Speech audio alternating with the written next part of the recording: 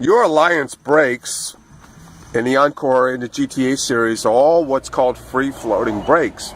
And the reason they're free-floating is because if you applied the brake and let go of the brake, your brake would never release. So this actually has movement. This is a brand new rubbers. Everything's lubed, everything's tightened down, and of course, once you apply the brakes, the piston only releases a minuscule amount. Normally I don't use these anti-rattle clips, but in this case it's Linda's car, so I'm going to go ahead and do it. It keeps the brake shoe, brake pad from rattling, wobbling. So I put them on. It's a real thrill trying to get the pads on, and the springs are pushing back, and you're trying. I had to put a hook here and tie it up against here and try to jam this pad on. It was a real thrill. The other thing is, here's the old rotten caliper. Now, this is mildly acceptable, mildly, because the plastic is still in there.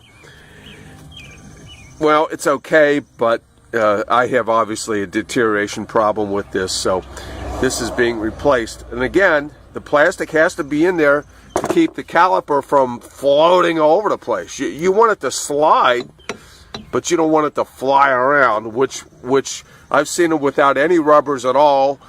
And then what happens is it'll warp the rotors. Well, what happens if your rotor is not completely straight? It will warp everything, and then you apply the brakes, and your foot pedal is shaking like a leaf, and so are you. Here again is our master cylinder. Now I'm going to lube this up a little bit with some .5 silicone, which will lubricate this as I jam this new piece in here, and hopefully that'll seal it. The .5 is brake fluid. Only .5 is a silicone lubricant also. That's what I use on my keeper cars, is the .5.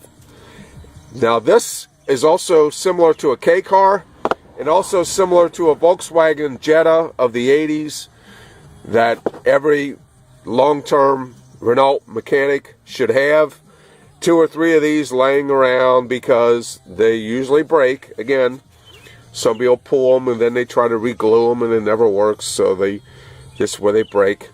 But once you lube it in place, and this goes in front, you just push it down with your new master cylinder. New master cylinders are about 30 bucks you can get, depending on where. That's the cheapest that I found, and they're good to have. So that kind of wraps up the front brakes.